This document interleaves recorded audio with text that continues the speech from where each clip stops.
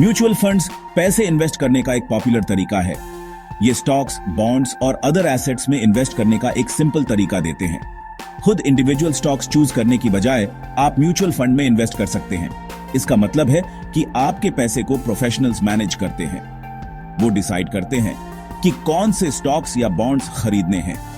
ये उन लोगों के लिए एक अच्छा ऑप्शन है जिनके पास टाइम या एक्सपर्टीज नहीं है कि वो अपने इन्वेस्टमेंट्स खुद मैनेज करें। म्यूचुअल फंड्स का एक सबसे बड़ा एडवांटेज है डाइवर्सिफिकेशन। जब आप म्यूचुअल फंड में इन्वेस्ट करते हैं तो आपके पैसे कई अलग अलग इन्वेस्टमेंट्स में स्प्रेड हो जाते हैं। इससे आपका रिस्क कम हो जाता है, क्योंकि अगर एक इन्वेस्टमेंट अच्छा परफॉर्म नहीं करता है तो बाकी लॉसेस को ऑफसेट करने में हेल्प कर सकते हैं। म्यूचुअल फंड्स बहुत एक्सेसिबल भी हैं। आप थोड़े से पैसे से इन्वेस्ट करना स्टार्ट कर सकते हैं। म्यूचुअल फंड्स का एक और एडवांटेज है कि ये प्रोफेशनली मैनेज्ड होते हैं। इसका मतलब है कि आपके पैसों को एक्सपर्ट्स देख रहे हैं, जिनके पास फाइनेंशियल मार्केट्स में इयर्स ऑफ एक्सपीरियंस है। ये एक्सपर्ट्स अपने नॉलेज और एक्सपर्टीज का यूज करके टाइम के साथ आपके पैसे को ग्रो करने की कोशिश करते हैं। वो ये भी इंश्योर करते हैं कि आपके इन्वेस्टमेंट्स आपके फाइनेंशियल गोल्स के अलाइंड हों। इंडिया में mutual fund securities and exchange board of India या SEBI द्वारा रेगुलेट किए जाते हैं। ये इन्वेस्टर्स को एक सर्टेन लेवल की प्रोटेक्शन प्रोवाइड करता है।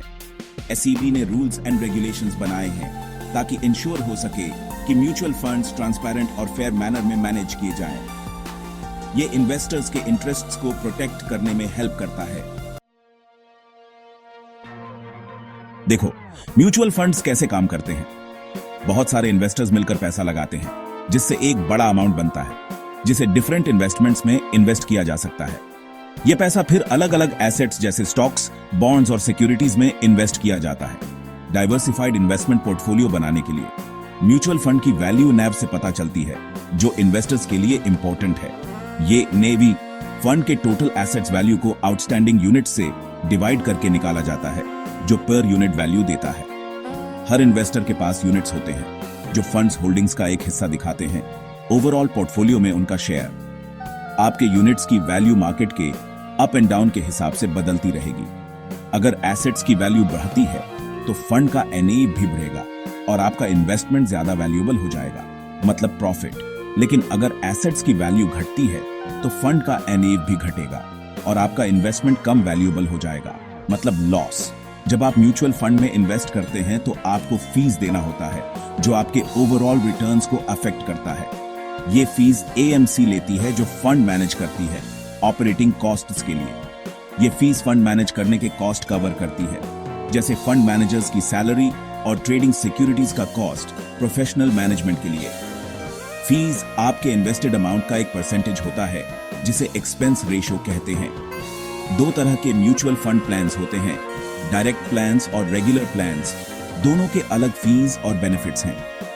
डायरेक्ट प्लान्स में आप डायरेक्टली AMC में इन्वेस्ट करते हैं बिना किसी एजेंट के, और फीस कम लगते हैं। जबकि रेगुलर प्लान्स में आप किसी डिस्ट्रीब्यूटर जैसे बैंक या फाइनेंशियल एडवाइजर के थ्रू इन्वेस्ट करते हैं, जो एक्स्ट्रा सर्विसेज देते हैं। डायरेक्ट प्लान्स में रेगुलर प्लान्स से कम फीस होते हैं, मतलब आपका ज्यादा पैसा फंड में इन्वेस्ट होता है और रिटर्न्स भी आ सकते हैं। इससे टाइम के साथ रिटर्न्स ज्यादा मिल सकते हैं। इसलिए direct plans budget friendly investors के लिए अच्छा ऑप्शन है।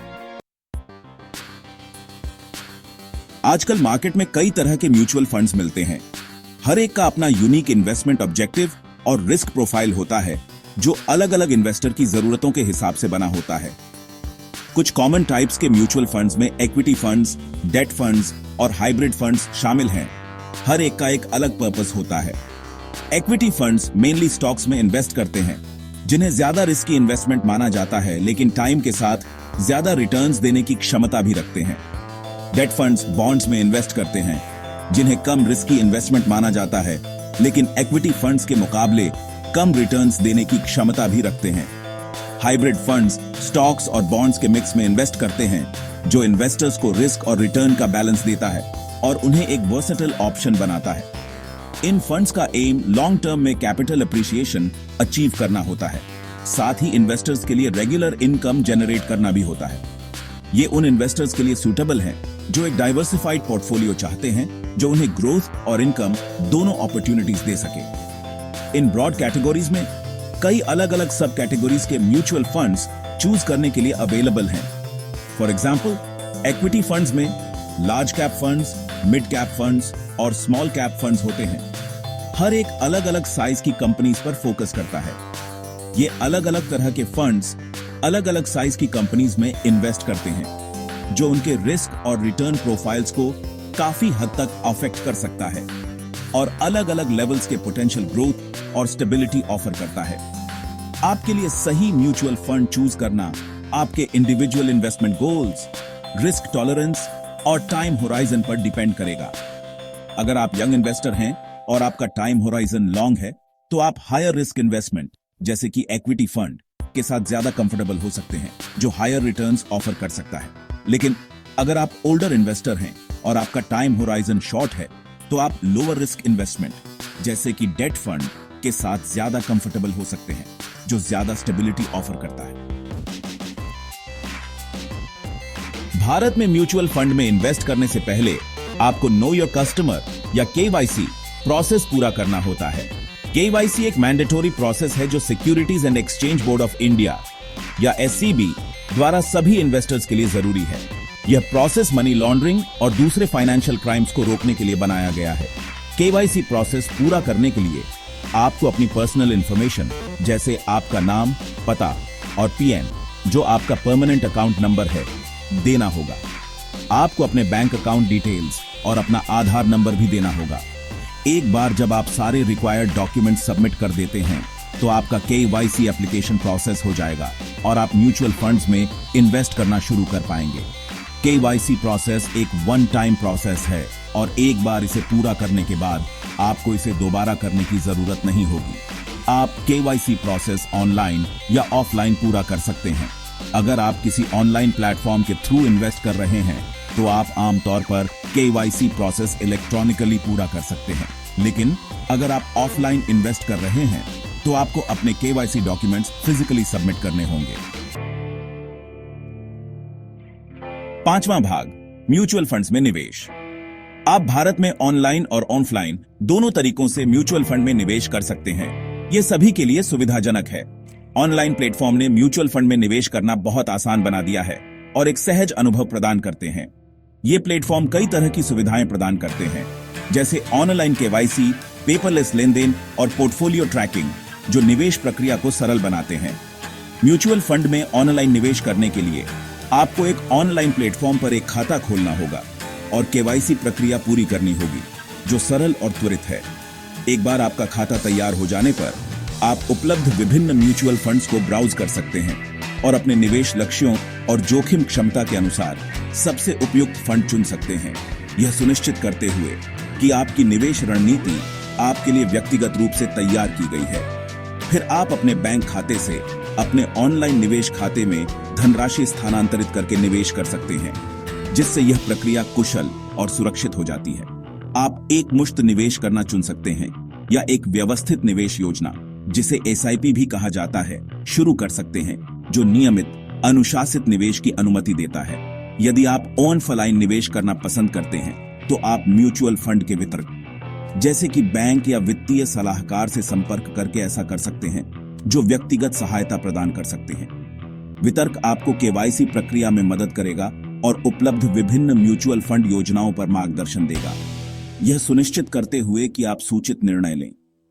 आपको एक आवेदन पत्र भरना होगा और आवश्यक दस्तावेजों के साथ जमा करना होगा, जिसमें वितरक आपकी सहायता करेगा। आपका आवेदन संसाधित हो जाने के बाद आप चुनी हुई म्यूचुअल फंड योजना में निवेश शुरू कर सकते हैं और वित्तीय विकास की ओर अपनी यात्रा शुरू कर सकते हैं। आप म्यूचुअल फंड के पक्ष में चेक या डिमांड ड्राफ्ट के माध्यम से भुगतान कर सकते हैं, जो भुगतान विकल्पों में लचीलापन प्रदान करता है। वितरक आपको आपके निवेश पर नियमित अपडेट प्रदान करेगा और आपके किसी भी प्रश्न या चिंताओं में आपकी सहायता करेगा, यह सुनिश्चित करते हुए कि आप अपने निवेश विकल्पों के बारे में जानकारी और आत्मविश्वास से भरे रहें। चलिए अब हम बात करते हैं सिस्टमैटिक इन्वेस्टमेंट प्लान्स यानी कि SIP के बारे में।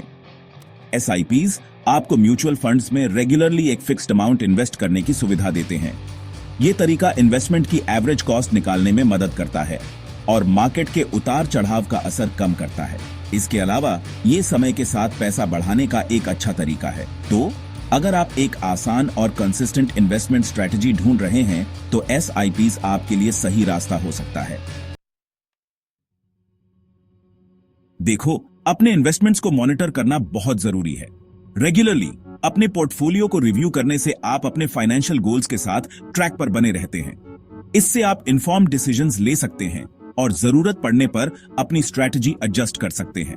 याद रखें, मार्केट अनप्रेडिक्टेबल हो सकता है, इसलिए इन्फॉर्म्ड रहना और प्रोएक्टिव होना बहुत जरूरी है। अपने इन्वेस्टमेंट्स पर नजर रखें और अगर आपको किसी भी चेंजेस के बारे में डाउट हो तो प्रोफेशनल एडवाइस लेने में हिचकिचाएं नहीं। निवेश करने से पहले कुछ चीजों का ध्यान रखना जरूरी है। सबसे पहले अपने फाइनेंशियल गोल्स और रिस्क टॉलरेंस को समझें। क्या आप शॉर्ट टर्म गेन्स चाहते हैं या लॉन्ग टर्म ग्रोथ? फिर उन म्यूचुअल फंड्स पर रिसर्च करें जिनमें आप इंटरेस्टेड हैं। उनके पास्ट परफॉर्मेंस को देखें, फंड मैनेजर का ट्रैक रिकॉर्ड देखें और फंड का एक्सपेंस रेशियो भी। अंत में रिस्क कम करने के लिए अपने इन्वेस्टमेंट्स को डाइवर्सिफाई करें। एक वेल बैलेंस्ड पोर्टफोलियो आपको पोटेंशियल लॉसेस को कम करते हुए बेहतर रिटर्न्स अचीव करने में मदद कर सकता है। और बस एक छोटा सा डिस्क्लेमर, म्यूचुअल फंड इन्वेस्टमेंट्स बाजार के जोखिमों के अधीन हैं। निवेश करने से पहले सभी स्कीम रिलेटेड डॉक्यूमेंट्स ध्यान से पढ़ें। म्यूचुअल फंड्स का पास्ट परफॉर्मेंस फ्यूचर रिजल्ट्स का संकेत नहीं है।